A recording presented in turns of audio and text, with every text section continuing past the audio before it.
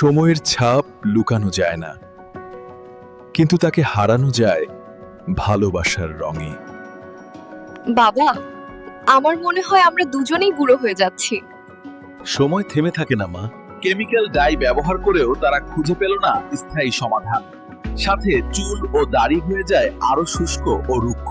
এক সপ্তাহ টিকলো না, চুলও রুক্ষ হয়ে গেছে। আমার দাড়িও আবার সাদা হয়ে গেল। ব্যবহার করো আশলি আলমন্ড কালি।